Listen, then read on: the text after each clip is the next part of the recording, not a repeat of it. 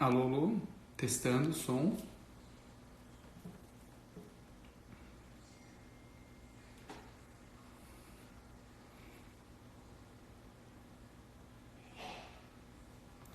O pessoal, tudo jóia? Estão me escutando?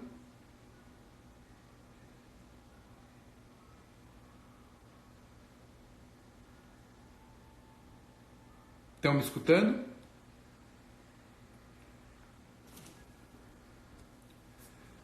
Boa, Galhardo, valeu. Noia, tá aí. Muita gente, Luísa. Gabriel. Oi, Luísa, tudo jóia? Esperar só mais um pouquinho, né? Tecnicamente não deu o nosso horário. E a gente já começa. Beleza?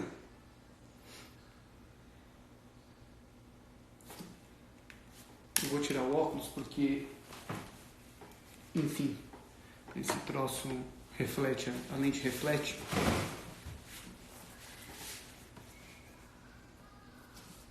Acho que fica melhor, né? Bom, esperar mais um minutinho, enquanto isso eu revejo as coisas aqui. Aliás, aqui ainda tem muito pouca gente, mas depois eu posso voltar a falar sobre os livros, mas enfim, eu tenho umas indicações aqui que eu falei na primeira live, na live passada. Primeiro, da Catarina Pistor. Eu tenho falado bastante desse livro, quem está tendo aula comigo de direito econômico, talvez pensamento econômico brasileiro, eu já citei ela. Esse livro ficou bastante famoso, pelo menos em São Paulo. A gente ainda não tem uma tradução para o português, disse ainda porque estamos tentando viabilizar isso. O Código do Capital, né, The Code of Capital, como o direito cria riqueza e desigualdade, Catarina Pistor, né? É muito bacana a lógica que ela propõe a seguinte análise. Ela vai dizer que, olha só, para um ativo, para um bem, para alguma coisa se tornar capital, quer dizer, se ela tem uma conceituação própria de capital, tá? Não é uma conceituação, sei lá, marxista ou tradicional econômica, mas para que a gente possa ter o capital, eu preciso do direito. É o direito que garante, que inscreve, né, codificando aquele bem em algo que possa se tornar mais do que um simples bem e aí um ativo econômico transferível e que possa criar riqueza, né? E a partir disso começa toda a análise dela. Ela faz uma série de considerações. Eu não vou falar sobre o livro hoje, mas eu acho que é um livro bastante importante para ler nesse momento. Eu estou terminando de escrever um artigo que chama o livro de novo aqui, ó, o Código do Capital. Catarina Pistor, ela é professora de Direito na Faculdade de Direito da Universidade de Colômbia, Nova York. Acho bem bacana a forma como ela aborda o papel do direito dentro da criação, né, de ativos econômicos. É uma história que no direito econômico a gente já fala há algum tempo, né? Mais precisamente uns 100 anos, de que sem direito eu não tenho as considerações econômicas que a gente possa carregar ao longo da vida. Então, vê lá, para que tenha transações econômicas eu preciso de direito de propriedade, quer dizer, né? Eu preciso de um sistema penal que garanta a transferência paga, né, de um bem por outro como a forma mais legítima de você conseguir algo. O que mais? Eu tenho, enfim, o direito todo, né? Quando assegura situações de mercado, ele está, na verdade, participando intrinsecamente do sistema, né? Aquela ideia de que não tem um jogo profissional de futebol sem um árbitro, né? E aí o direito judiciário fazem isso.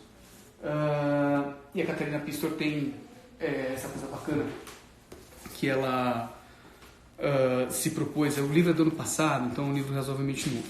O outro livro está sem a guarda aqui, aquela capinha. Então eu vou pôr para a capa, né? Direito e Macroeconomia, né? Eu citei no outro também, seria Remédios Legais para as Recessões, de um professor que ele é fellow do Milton Friedman Institute, então né, não dá para alegar que ele é um heterotóxico, né, um cara ligado à Universidade de Chicago. Ele é professor de Direito na Faculdade de Direito de Yale hoje, e ele propõe uma série de análises epistêmicas, né, do recorte metodológico aí que o direito usa, para analisar o direito como instrumento, né, ferramenta macroeconômica. Esse livro também tem em inglês e tem uma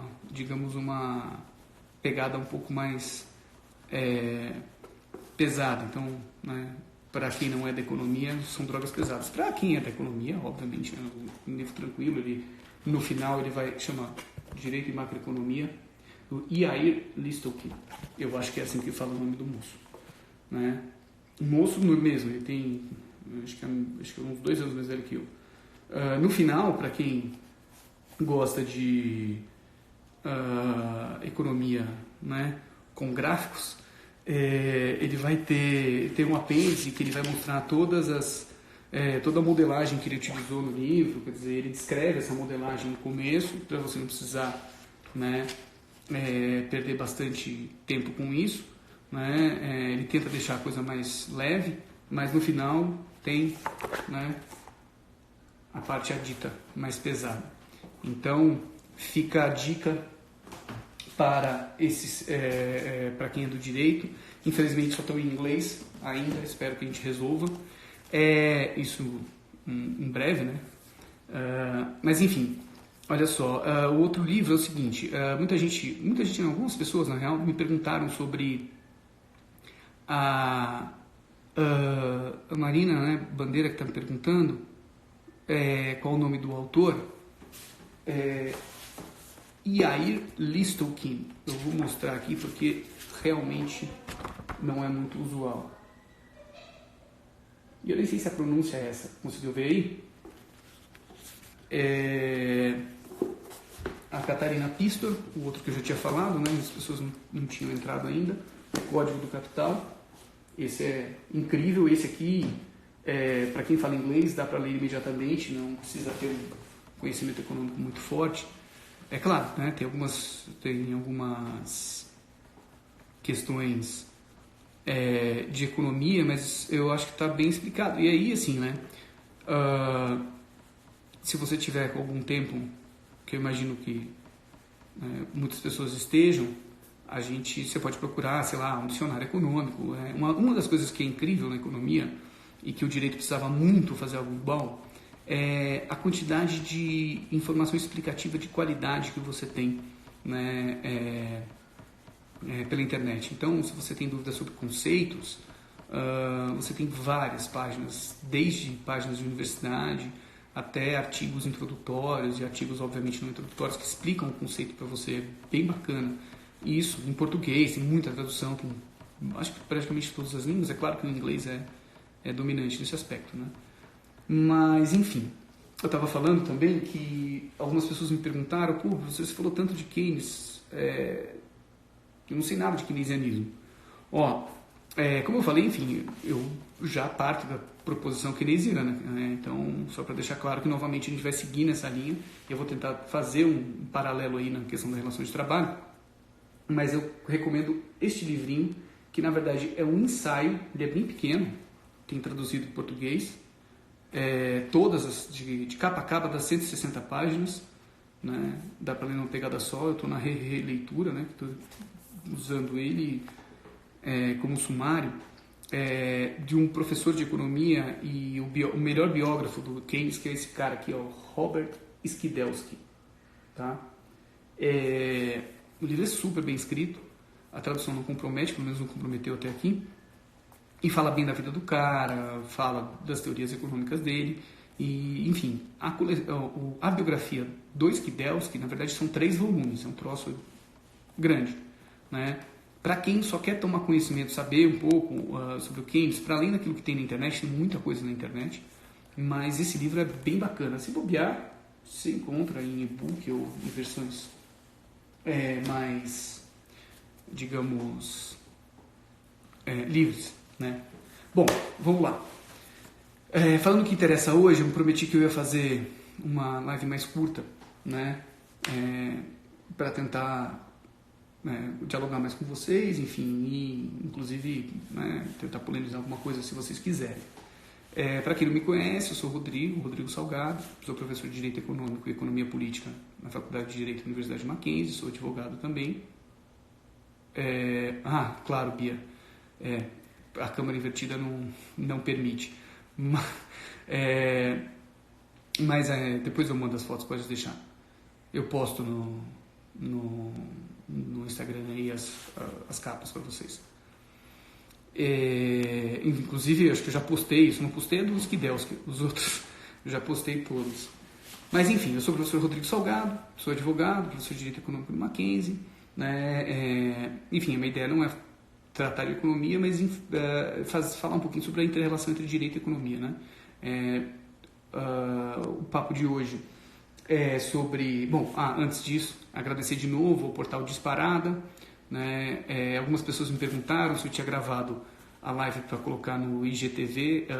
Eu finalmente descobri como funciona o IGTV, eu baixei o aplicativo, vou tentar salvar hoje e colocar lá, mas o pessoal do Disparada está capturando essas imagens e está colocando lá no portal. Então vocês podem acessar lá, que está a página deles no Facebook, portaldisfaradas.com.br, se não me engano. O pessoal do Disparada que está aí, Bia, Amanda, sei lá, depois Luiz Roque, manda aí no... Isso mesmo, Marina. Depois vocês mandam o link aí pra galera. Bom, prestando atenção aqui, né, para não ficar no chat, o que eu vou falar? A ideia hoje é discutir um pouquinho, né, a questão salarial, né, que a gente e uma aproximação de direito econômico, que é muito próxima da economia política, né? A gente tem os nossos marcos constitucionais, legais, que derivam de determinadas análises de economia política, né? Vocês sabem que o direito não é uma ciência. Eu tenho dificuldade de falar que é uma ciência, mas vamos seguir por aí, né? Que é uma ciência interpretativa, quer dizer, você tem toda uma discussão sobre a interpretação da norma, e essa interpretação ela muda no tempo, né? Uma série de autores aí, no Lenny Streck até, né? Bom, enfim, a história da teoria geral do direito é isso, né? Então, eu só estou fazendo essa ressalva porque o lance aqui é se preocupar com a aproximação possível, né, concatenando a nossa legislação com as medidas que estão sendo propostas pelo governo, comparar com algumas medidas de outros países. Eu não consegui listar todas, mas não é muito difícil de encontrar essas medidas, e tudo isso sob uma perspectiva do direito econômico, né? De novo, o direito econômico, a pegada aqui é simples, é só entender que é um campo, um ramo do direito que tenta relacionar, estudar, problematizar, propor soluções jurídicas, né, ou as consequências jurídicas de proposições econômicas, né? Só que a gente olha sempre para a questão macro. Então, do mesmo jeito que existe a macroeconomia, que cuida da questão agregada aí da demanda agregada, que, enfim, basicamente iniciada com Keynes, né, pelo menos na forma que a gente conheceu depois dele, existe também a análise macro-jurídica, como você olha os mecanismos jurídicos, às vezes inclusive micro, então relação de contrato de trabalho, quais são as consequências sobre a economia total. Então, hoje isso vai ficar, acho que, bem claro, né, se tiver pessoal aí do nono semestre que está fazendo econômico comigo, acho que vai ficar bem fácil entender, né, o que a gente está propondo. Pegar legislação trabalhista, as relações entre capital e trabalho, e a partir do direito, né, daquilo que está sendo proposto legalmente, medidas seja via medida provisória, medidas de cunho puramente do executivo ou legislativo, e analisar aí os trade-offs, como os economistas falam, né, essa relação de pé de canha, de impor uma determinada regra ou outra, né, pressupondo que, inclusive, que ela vai ser cumprida. Aí tem toda uma discussão de direito econômico sobre a eficiência da regra, que eu não vou entrar hoje. Hoje a discussão é mais simples. Mas, enfim. Bom, os governos estão anunciando, né, em massa medidas para tentar diminuir o processo de crise econômica que a gente, né, se já não está passando, vai passar. Hoje, as agências de rating e, enfim, todo o mainstream econômico, o próprio Goldman Sachs já começou a... Não vem de hoje, né, mas aqui hoje ficou bem claro, a delinear que o tombo vai ser bem grande. Né? Estou com uma reportagem aqui do Goldman Sachs, de um... que eles estavam apontando que a queda do PIB no próximo trimestre, PIB norte-americano, pode ser de 24%, gente. Isso é muita coisa. Né? Então, me parece que está claro que a gente vai entrar num período de recessão mundial, tem o pessoal mais alarmista querendo falar em depressão, e os governos, enfim, toda a sociedade civil organizada e o próprio Estado, os estados nacionais estão se mobilizando para pensar alternativas para sair disso aí, ou para diminuir o impacto disso. Né? Para quem não estava na live passada, acho que o problema econômico que deriva do coronavírus é bastante óbvio. Você tem um problema de oferta e um problema de demanda, quer dizer, você não consegue, a China não consegue produzir porque as pessoas estavam, né, confinadas inicialmente em Wuhan, mas ao mesmo tempo, quando a coisa se alastra para cá, diminui a demanda chinesa. Diminuindo a demanda chinesa, você tem um problema inclusive de consumo de matéria-prima, de bens, né, de insumos para a produção.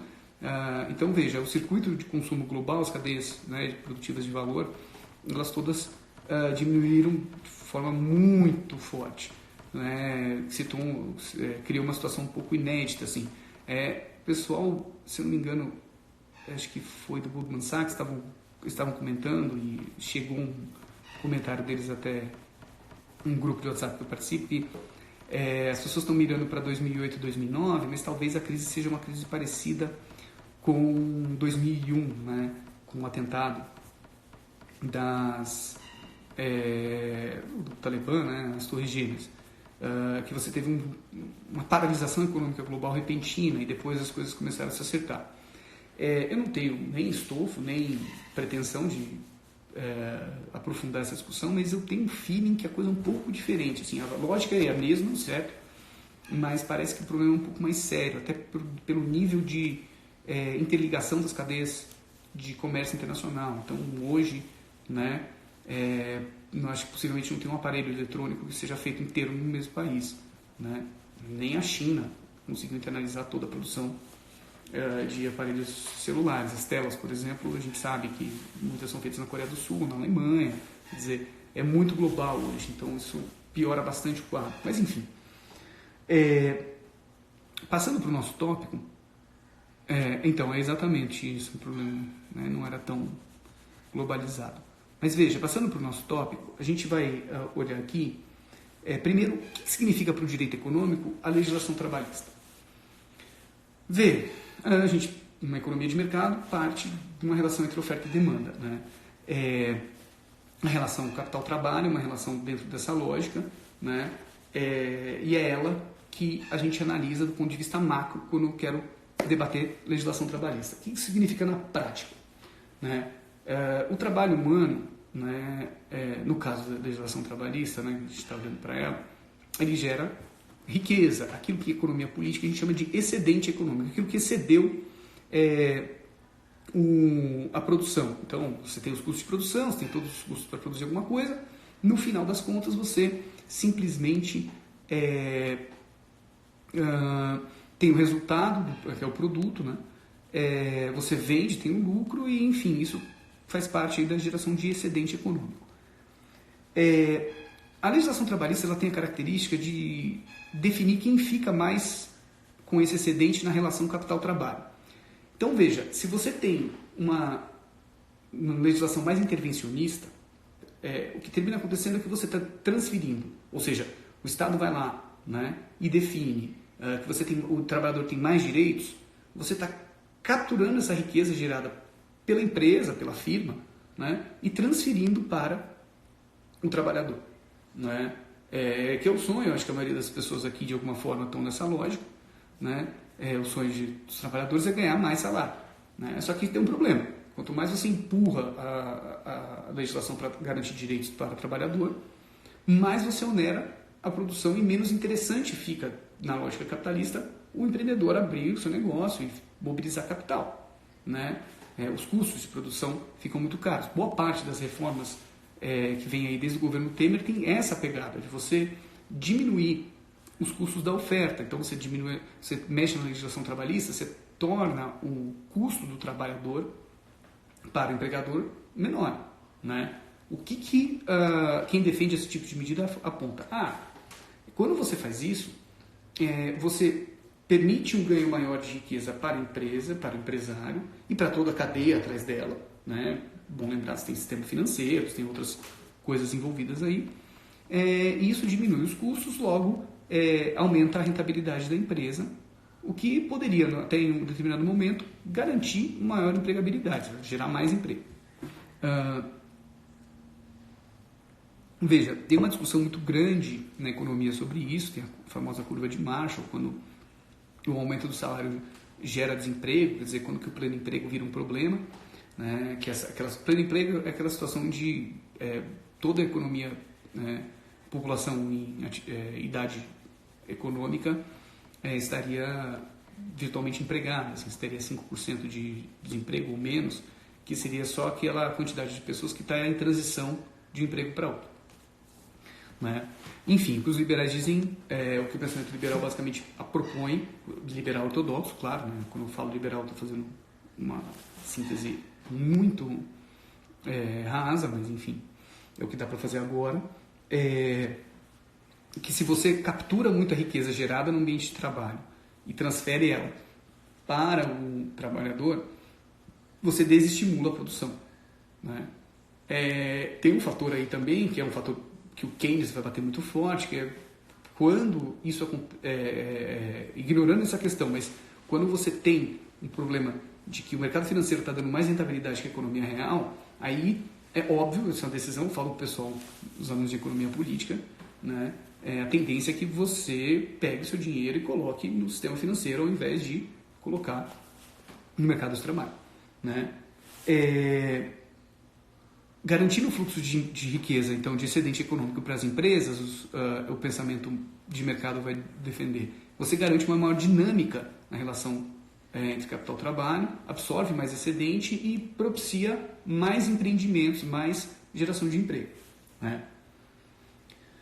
Do outro lado, a gente tem primeiro a postura keynesiana. E a essência da discussão keynesiana, do Keynes, né, só para deixar claro, é uma essência de economia política. A ideia aqui do Keynes inicial era o seguinte, bem objetivo: como a gente evita, né, uma hecatombe política na Europa.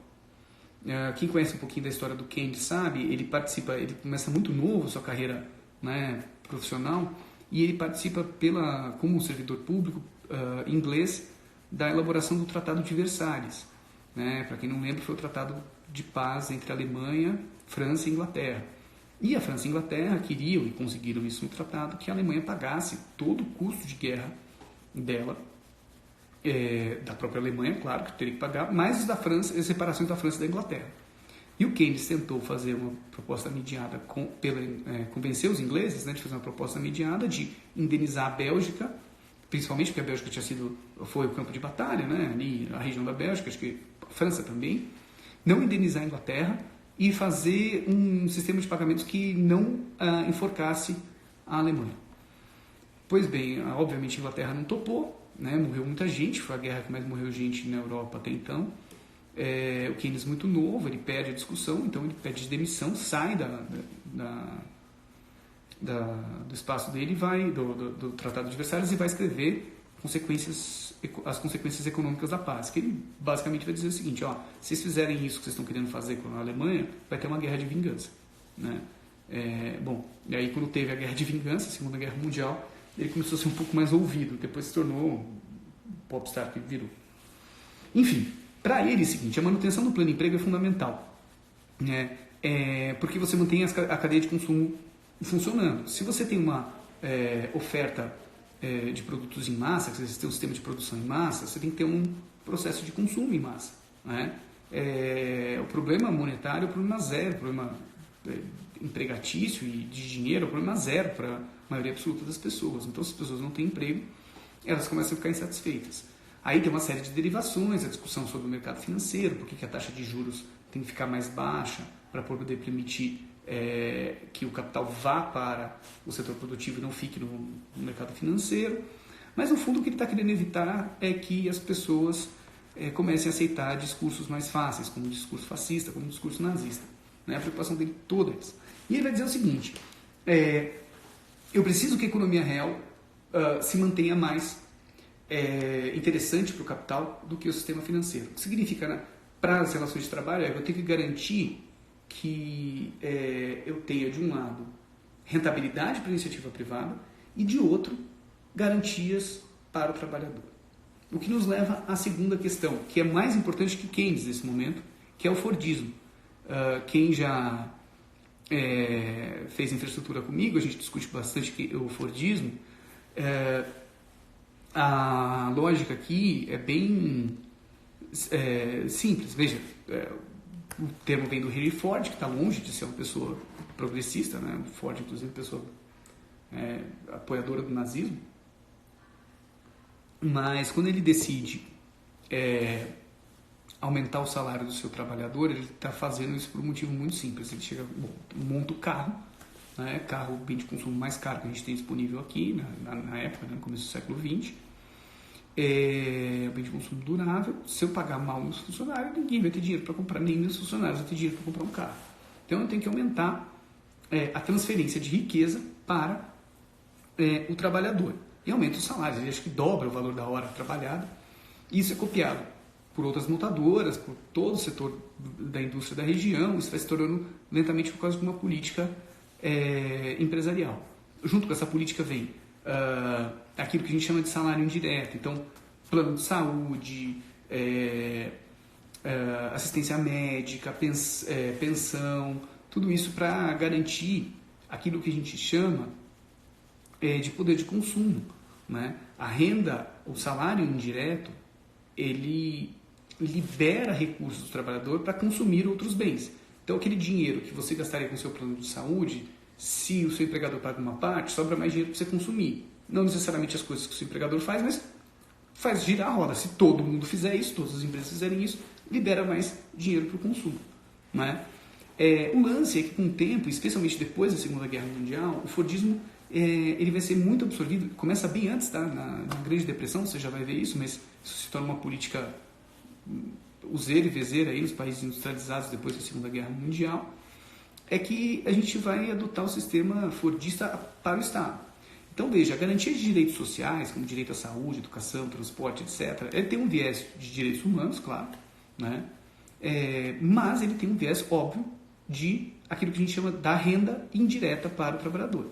E aí a renda porque você liberou renda em escala para que o trabalhador consuma. Então, quando o trabalhador e a trabalhadora não gastam dinheiro com a escola, porque a escola é pública, mais dinheiro para consumir. E assim sucessivamente. Subsidia o transporte público. Beleza. Qual é o problema da política fordista? Da onde vem a grana? Né? Aquela frase do Friedman não deixa de ser verdade, né? Não tem almoço grátis, isso não é grátis, né? Um serviço público não é gratuito, ele tem um custo. E esse custo tem que vir de algum lugar. Então, ou você aumenta a produtividade, gera mais riqueza para as pessoas pagarem mais impostos para o Estado funcionar, ou a tendência é que ou o serviço seja mal prestado, ou que ele seja insuficiente, né? E cause, no limite, um endividamento público. Para poder manter um serviço bom, o Estado vai ter que se endividar. Mas, enfim, veja, essas são as duas propostas. Então, veja, quando você dá direito trabalhista para o trabalhador, sobre a lógica macro, o que você está fazendo é uma escolha. Quanto mais direitos trabalhistas você der, menos interessante é para o empreendimento capitalista, mais interessante é para o trabalhador. A lógica dentro do capitalismo que defende essa postura é uma lógica fordista keynesiana. Keynesiana porque eu preciso do pleno emprego, né? Para poder manter os níveis de consumo, etc. E fordista porque eu também estou fazendo essa complementação com o papel do welfare state, né? Que é o estado de bem-estar como a gente conhece ele, chama ele desde então. Então veja, quando a gente discute um momento de crise qual o papel que o Estado tem em definir novas regras para a relação capital-trabalho, o que a gente está olhando é como eu vou garantir a cadeia de produção e consumo. Né? Esse é o debate. Né? No caso brasileiro, quando a gente começa a se industrializar, não é à toa que vem junto a nossa legislação trabalhista, né? A consolidação das leis do trabalho. Todo aquele debate foi inspirado na Carta Fascista Italiana, a Carta del Lavoro, do Mussolini. Foi, mas assim, foi todo mundo, tá? Ninguém estava sozinho nessa história, né? Nesse momento. Inclusive o próprio Roosevelt, antes do Mussolini virar o que virou, defendia, falava que o Mussolini está fazendo um bom trabalho na Itália, né? Enfim, a história mostrou que, né, tem trabalhos que é melhor não serem bem feitos, né? Mas enfim, o lance é que a gente fez a CLT, e a CLT tem várias opções. Ela consolida várias legislações trabalhistas num corpo só, então vários trabalhadores que tinham direitos esparsos, né, terminam tendo a consolidação desses direitos, né? A gente vai passar pela Constituição de 88, antes da Constituição de 88, a ditadura transforma um pouco esse quadro. E o quadro da CLT é basicamente o seguinte: o Estado é responsável pelo equilíbrio da relação capital-trabalho. É daí, inclusive, que quem critica a CLT vai falar que, a esquerda e a direita, tá? Vai falar que ela é eminentemente fascista por conta disso, né? Veja, qual que é o lado bom da CLT nesse momento? Você está criando mercado consumidor, né? Ao garantir direitos, você garante que o trabalhador tenha mais punch para poder gastar, mesmo que isso não garanta. Então, o salário mínimo é isso. Qual que é o lado ruim? Então, a primeira coisa ruim é que não tem intermediação entre os agentes. Então, os interessados, né, tem muito pouco espaço para discutir o que eles querem, seja empregador, seja o trabalhador. O trabalhador discute isso através dos sindicatos, tanto que originalmente a CLT ela congela a questão da organização sindical, né? A ideia central era essa.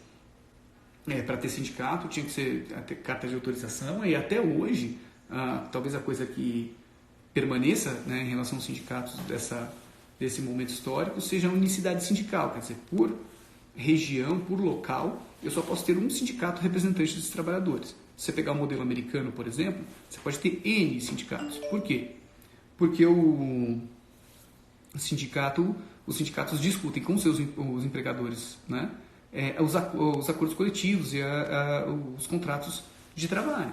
A partir disso, a gente tem a classificação de acordos melhores e piores. E aí, os trabalhadores organizados em determinadas empresas podem migrar de um sindicato para outro. Quer dizer, você tem uma competição entre sindicatos. Aqui não tem, é um por base sindical, né? Em compensação, qual que é a parte boa dessa história? O sindicato nunca pode negociar para piorar a situação do trabalhador. Qualquer legislação, não podia, né? Não podia, porque a legislação mudou. Mas qualquer alteração até então só podia ser para melhorar os benefícios que o trabalhador tem, né? Agora não é mais assim, mas enfim, para evitar que o sindicato, né, negocie pior. Bom, a gente passa pela ditadura, a ditadura faz algumas mudanças, talvez a mudança mais importante seja a questão do fim da estabilidade do emprego privado, né, em troca da criação do Fundo de Garantia pelo Tempo de Serviço, FGTS, o famoso FIGETS. A ideia do FGTS era viabilizar uma poupança forçada para criar um mercado de construção civil e imobiliário no Brasil, um mercado unificado. Tem toda uma discussão, e a gente pode fazer isso, essa discussão dentro dos Estados Unidos.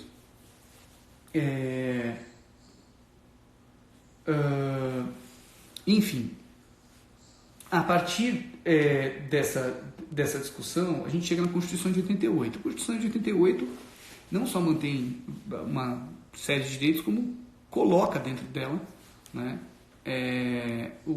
vários direitos trabalhistas. Então, você tem um reforço dessa postura centralizadora do Estado. Como eu falei, tem prós e contras, né?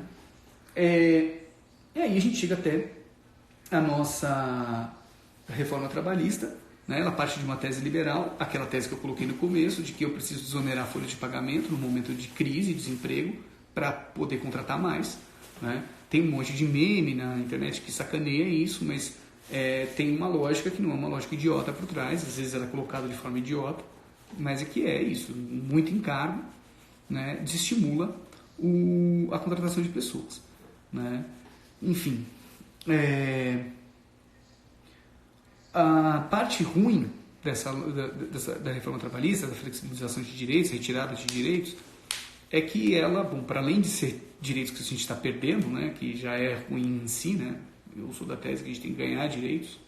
É claro que colocar um produto ou um serviço na lei não torna ele menos escasso, mas o direito também não trabalha com agora, a gente trabalha com processos contrafactuais de transformação no longo prazo, né? Senão tem lei, né? Para que você vai ter código penal? Alguém vai matar o outro, então por que eu preciso ter crime de homicídio? Não funciona desse jeito, ele não funciona também em outras áreas. Mas enfim, a parte ruim é essa, que você tem uma diminuição sensível do potencial de consumo da população, né? Não trouxe os resultados esperados até aqui, né? Nada indica que agora vai trazer, mas e outra, né? A reforma trabalhista, inclusive, nos moldes que ela foi feita, sem nenhuma contraposição, ela inviabiliza o próprio sistema de previdência, porque sem carteira assinada a contribuição cai, e aí você vai aumentar o rombo da previdência no longo prazo, né? Então, veja, nosso sistema de previdência é um sistema de contrapartida social. O empregado contribui para quem hoje está aposentado poder receber, e lá na frente, quem está empregado vai ajudar a pagar a minha aposentadoria, né? Nosso grande Felipe está me lembrando aqui do aumento da informalidade. Felipão, a gente podia pôr você depois aqui para conversar, né? Aumenta a informalidade, como o Felipe lembrou, né? Então todo mundo virou motorista de Uber, etc. E a fada da expectativa parece que não apareceu por aqui ainda, né? Para viabilizar um investimento externo, porque essa é uma das colocações que são dadas, né? A parte boa, com muitas aspas, seria que numa outra situação você tira o freio do Estado para negociação entre capital e trabalho. Então, se por exemplo, que agora está muito distante, né, Felipe, vai ser impossível acontecer,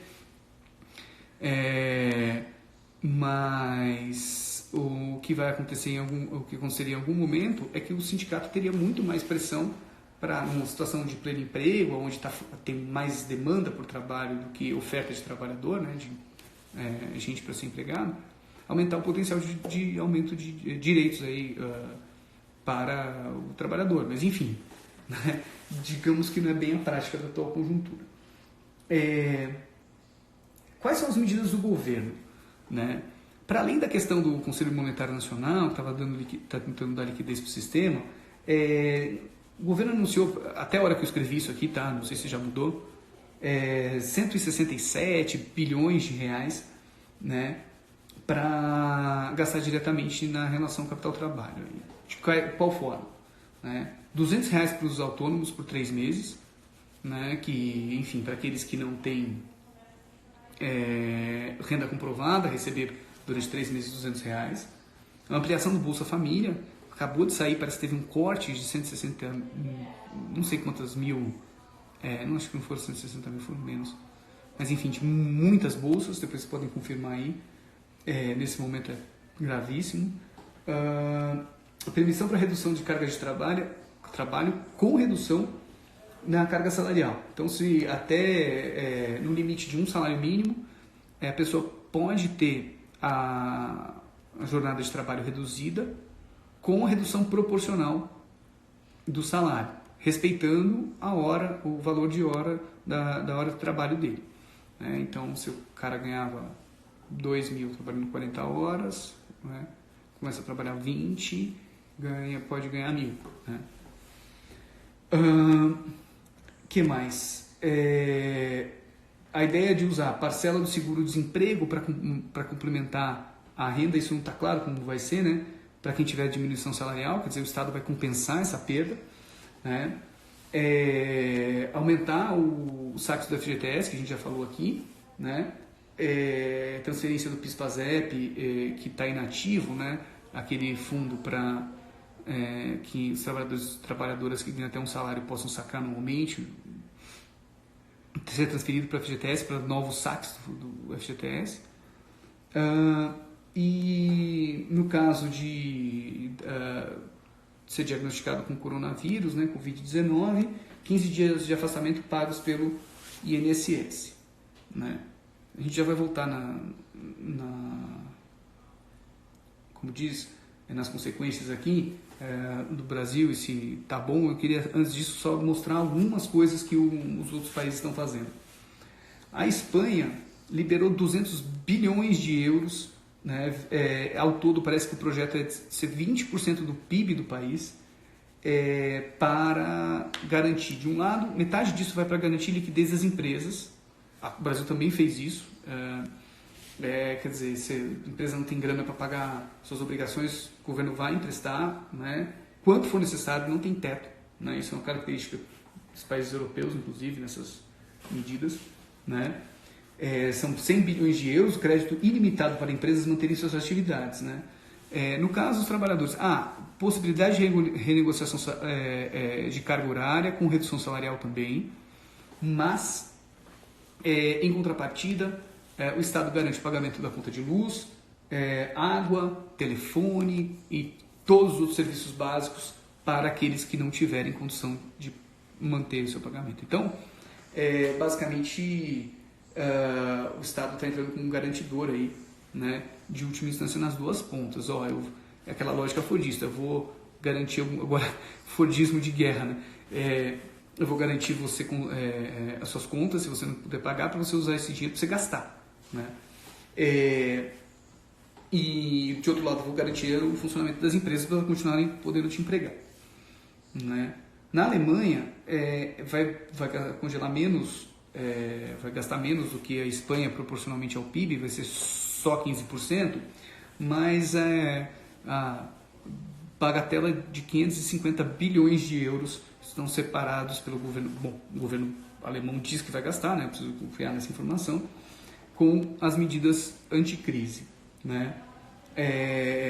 Além de crédito ilimitado para as empresas não demitirem e manutenção, em última instância, dos contratos de trabalho do jeito que eles estão, o que é diferente aí, que já foi anunciado, são medidas protetivas para a classe artística, né? Porque todo mundo que trabalha com evento está na lama, gente. Inclusive, se vocês tiverem formas de ajudar essas pessoas, se conhecerem pessoas que vivem de eventos, né, artísticos ou não, precisa pensar em saídas para esses caras, porque as pessoas vão precisar de ajuda muito rápido, né? Quer dizer, já estão precisando, na verdade. O que mais? Os Estados Unidos. Os Estados Unidos, diz o Trump, né? E aí, enfim, cada um no seu cada qual, né? Que o pacote pode chegar a $1 trilhão. Eu estou batendo no Trump, mas essa informação não vem, do governo norte-americano, e lá as coisas são distintas, né? O pacote pode chegar a $1 trilhão, com muito crédito para a empresa. Os caras querem fazer o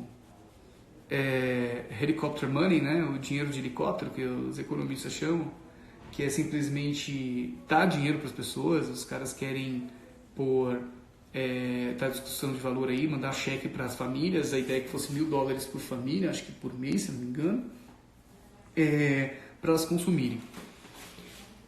Veja, tem uma série de problemas, né, que derivam daí. Peraí, a gente já volta nisso. Só para terminar, uma série de ações com o sistema financeiro internacional. E no caso americano isso é bastante importante que aconteça, porque tudo gira em dólar, né? Enfim, a ideia é garantir que existam dólares disponíveis para bancos centrais. Então, se não me engano, são 6 ou 8 bancos centrais, inclusive do Brasil, que têm acesso prioritário para a compra de dólares, para que a gente não tenha uma supervalorização da moeda. Né? Enfim, depois a gente pode discutir a questão da liquidez e o problema que isso gera e quais são as soluções jurídicas que a gente pode criar. Nossa situação, assim, é uma situação problemática, porque por mais que seja muito melhor ter, como diz, medidas, né, do que não ter nenhuma, a gente está com um pequeno problema no momento, né? Essas medidas são muito tímidas, né? Se por algum acaso as simulações sobre a disseminação do coronavírus no Brasil estiverem corretas, né, a coisa aqui pode ser pesada, né? Eu não vi a curva de casos confirmados hoje, nem sei se saiu, né? Tive que fazer outras coisas, mas existe uma leitura de que a curva brasileira está mais acelerada, está subindo mais rápido de infectados que a Itália, né? Enfim, eu não sei aí as considerações, né? Já está em mais de 900, Felipe? Meu Deus. Ontem eram 620, né? É isso, né? 50% por dia de aumento. Enfim, as medidas são bastante tímidas. A gente vai precisar decidir fazer o nosso trade-off aí. Essa grana vai precisar vir de algum lugar. A gente pode marcar uma próxima conversa, inclusive, para falar sobre isso, né? A questão monetária da crise, que acho que é uma questão central. O lance é que as nossas medidas, elas dependem de uma perspectiva, primeiro, classe trabalhadora com carteira assinada. Essa altura do campeonato, né, já é uma minoria, né? Segundo, a gente tem um outro problema, né? A redução de salário, se ela não tiver uma compensação séria com o trabalhador, Espera só um minutinho, Felipe. A gente já abre. Se a gente não tiver uma reconsideração séria do consumo, do potencial de consumo do trabalhador, a gente pode se afundar numa depressão econômica, né? Há uma semana atrás a gente estava falando em baixo crescimento zero. Os Estados Unidos, os analistas internacionais já falam em recessão e já tem gente começando a falar em depressão, né? O lance é o seguinte: de onde vem essa grana? E aí a gente volta aos problemas que eu falei na primeira live. Primeira questão: teto de gastos, lei de responsabilidade fiscal, toda a inversão da nossa Constituição dirigente, né, que tinha um projeto aí de desenvolvimento nacional, foi invertida. A gente tem um artigo bacana do Massoneto e do Luiz Fernando Massoneto, né, do Gilberto Bercovitch, a Constituição dirigente invertida, né? A gente passou para uma defesa intrínseca aí das metas monetárias, né, e do controle fiscal de gastos, e abriu mão por completo de qualquer agenda de desenvolvimento econômico na economia real, né? É claro que assim, nem tanto ao céu nem tanto à terra, o mundo não é tão simples assim, mas a gente colhe os frutos hoje disso, né? Nossa última reforma trabalhista abriu uma avenida para a precarização do emprego. E aí, o Nelson Marconi, por exemplo, já está tweetando a respeito disso, o cara ligado ao Ciro, né, professor da GV. Está em Princeton, acho, sei lá, Harvard. Ele está falando o seguinte: tá bom, acha os autônomos aí para você dar esses R$200. Primeiro que R$200, né, vamos lá. Segundo que os autônomos, 40%, né, Felipe, da atividade econômica hoje, das pessoas que trabalham com serviço autônomo. E segundo que R$200 nas grandes cidades, né? Combinar que comprar uma cesta básica e olha lá. Precisa de mais coisa, né? Da onde vai vir esse dinheiro? A gente vai ter que se endividar. O Banco Central Europeu acabou de derrubar as metas de controle fiscal do bloco. Então, a galera pode se endividar. A gente vai ter que fazer uma coisa parecida aqui. Puta, professor, mas a dívida pode causar inflação. O nosso problema agora não é a inflação, e sim, lá na frente ela pode causar, você vai ter um excesso de moeda, tem uma série de discussões para fazer. Mas, cara, né, a frase do Keynes nunca foi tão verdadeira, né? No longo prazo estaremos todos mortos. Então, veja, o negócio é que eu preciso entender que discutir direitos trabalhistas agora, e emprego, e manutenção de salário, é discutir o próprio funcionamento da economia de mercado, tá? Se as previsões se confirmarem, e assim, gente, de novo, eu estou trabalhando sempre com o pior cenário, né? Tomara que ele não se concretize, mas se ele se concretizar, assim, você tem uma interrupção do sistema de oferta e demanda, cara, você não tem demanda, né? O que pode acontecer no limite é simplesmente a gente afundar de vez, né? E aí vai ter que sair desse problema também, né? Por isso que a frase do Keynes, no longo prazo estaremos todos mortos, nunca fez tanto sentido, né? Aliás, com o coronavírus é curto, né? Piadas fúnebres à parte. Mas é isso, gente. Assim, se você for comparar com vários países, a Argentina está fazendo controle de preços, que é problemático, porque cria mercado paralelo, né? Mas assim, tem uma questão moral envolvida aí também, né? Hoje eu vi um post, não sei se é verdade, um amigo meu que está morando na Argentina, uma foto que ele mandou, inclusive no WhatsApp, que está circulando, não foi ele que tirou, tá?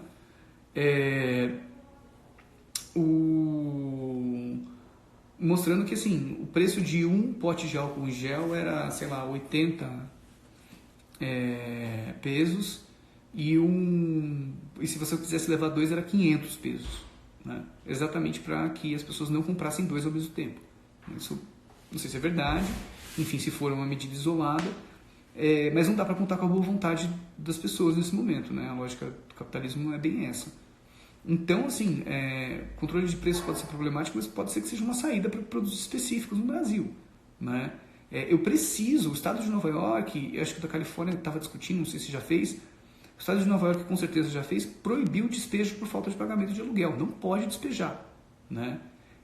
Os bancos brasileiros estão discutindo, na Dinamarca também, aliás, agradecer a Isabela, que é uma das pessoas que deu a letra aí para o tema da live. O lance é que, assim, eu preciso manter as pessoas gastando dinheiro e não comprometer a relação de oferta e demanda mais do que ela já vai estar comprometida, né? Enfim, parar por aqui, né? Se as pessoas forem lembrando de outras medidas, queria ver com vocês. O João Vicente está falando, você acha que o tombo pode ser pior do que foi 2015, 2016? Cara, só fazer essa ressalva aqui, eu não sou economista, né?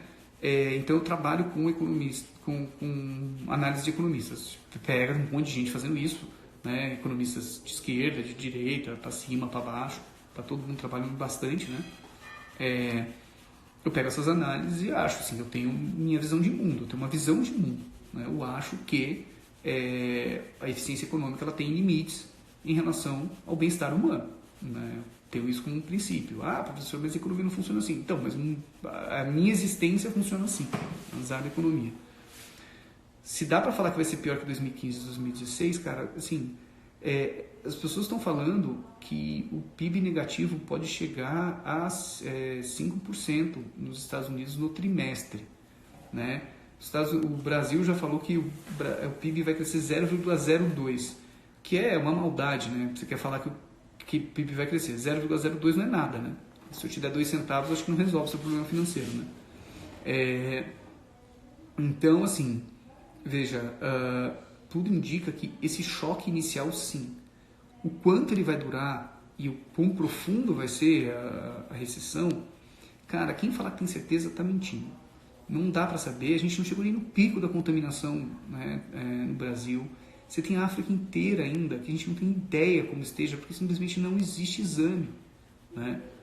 Saiu uma reportagem hoje, acho que no Vox, no site americano. Cara, sabe quanto está o custo de um tratamento de coronavírus nos Estados Unidos? $34 mil, né? Você acha que todo mundo está fazendo isso? Os Estados Unidos também está com a economia precarizada. Muita gente não tem dinheiro para se cuidar, né? Não tem emprego, trabalha em aplicativo, né? A gig economy, lá, economia uberizada, como a gente chama no Brasil. Então a tendência é que a coisa seja muito feia. Vai depender do nível de resposta, né? E da seriedade que o Estado enfim, políticos, né, trabalhadores e empregadores tratem da situação, entendeu? Se a pessoa continuar achando que é uma gripezinha que derruba, certamente a gente não vai muito longe, né? Então, sim, eu acho que sim. O Felipe tinha perguntado a possibilidade de utilizar o dinheiro da dívida pública. Você diz emitir dinheiro ou usar nossas reservas? Tipo, nossas reservas são nossas reservas, elas estão lá, né? Já estavam sendo torradas um pouco, né? Mas eu acho que reserva não se mexe agora, cara. Esse dinheiro vai ser importante, inclusive, para sair da draga, né? Faz contingenciamento, imprime mais dinheiro, mas guarda esses dólares porque são dólares e a moeda está super desvalorizada, né? Enfim, então eu não mexeria aí na nossas reservas cambiais. O fato de utilizar dinheiro da dívida pública, quer dizer, emitir dinheiro,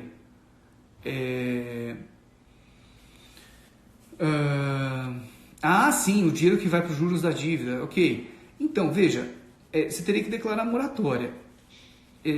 Tem umas pessoas discutindo que a gente vai precisar de uma concatenação global, né? Seja dos órgãos de saúde, seja das próprias autoridades internacionais. E aí, óbvio que, né, FMI, Banco Mundial, né, todo o sistema financeiro internacional tem que entrar na conta e tem que renegociar a dívida, tem que jogar lá no chão. Eu acho que a gente está num quadro que, se for esse tombo todo que as pessoas estão pensando, né, a Bolsa de Nova York não caía tanto desde 1987, né, se for tudo isso, a gente vai ter que entrar numa lógica de cancelamento de dívida, né? Então, Bia, mas qual é o problema da questão da inflação? Você está vendo aumentar a inflação? Os Estados Unidos, desde 2008, 2009, emitiu dinheiro a dar com pau. Em uma semana, na crise de 2008, 2009, os Estados Unidos imprimiu quase $1 trilhão, entendeu? Cadê a inflação deles? Não teve, sacou? Eu concordo que existe uma questão monetarista importante na emissão de moedas, mas isso talvez tenha ficado lá atrás, entendeu? E cá entre nós, a gente com a inflação do jeito que está, aumentar o endividamento público agora, se a gente tiver algum processo inflacionário, para de emitir. Eu acho difícil que a gente consiga dialogar com o resto da sociedade, falando assim, não, gente, desculpa, eu não posso, né, fornecer crédito para vocês porque isso vai aumentar o gasto público. Eu tô morrendo de fome, cara, né? Eu já vi relatos de problema em supermercado, porque uma pessoa fez uma compra de 8 carrinhos, né? Então fica o apelo assim, bem, a gente precisa reforçar um pouco a dispensa, né, até para evitar sair, mas 8 carrinhos não tem como. Exatamente, ainda mais com dinheiro indo embora. Nosso real, né? Férias na Disney, nem para patroa, nem para empregado, nem para ninguém, né? Então, eu acho que a gente está um pouco sem opção aqui, né? Eu posso voltar a falar disso depois, mas essa mesma Catarina Pistor acabou de publicar um artigo, deixa eu ver o nome do site aqui, chama Just Money, só dinheiro. O artigo chama Money in the Time of Coronavirus, como diria a Cardi B, né? Sei lá qual é o nome dela. Ela tem uma ideia muito bacana, que é você emitir uma espécie de dinheiro. Isso já foi feito em outros momentos da história, ela mostra isso, que tenha uma característica específica, como se fosse um título, tem uma característica específica. Se você não gastar esse título, esse dinheiro, ele vai se desvalorizando no tempo. Então, a cada X dias, aquele dinheiro valia R$100, aquele crédito, agora vale 80. Você tem que gastar esse dinheiro logo, pra você não pegar essa grana e colocar no bolso, entendeu? Então, você ajuda a reativar a economia mais rápido. E se a pessoa quiser entesourar, você não tem problema inflacionário lá na frente, porque aquele título simplesmente deixou de valer. Vai chegar uma hora que ele vai valer zero. Mas a gente volta a falar isso depois. O que mais, gente? Eu tenho só mais um minuto aqui para terminar. Eu me prometi que eu terminaria em 1 hora. Tem mais alguém para fazer alguma pergunta? Não? Peraí. Tem um direct aqui que eu tinha visto. Não é um convite. Do Guilherme Totti. Depois a gente fala ali. É isso, gente. Alguém mais tem alguma coisa? Eu acho o seguinte, a gente precisa avançar mais. É claro que essas questões podem aumentar, essas medidas podem aumentar, e eu torço de fato que as pessoas entendam o nível de gravidade da situação. Beleza? Bom, espero que vocês tenham gostado. Eu acho que no próximo domingo eu vou tentar fazer uma uma live com o José Renato Penelope, é um colega meu que mora em Wuhan, ele não está em Wuhan agora, mas para a gente falar um pouquinho das questões sobre a China, né, em todos os aspectos. Beleza?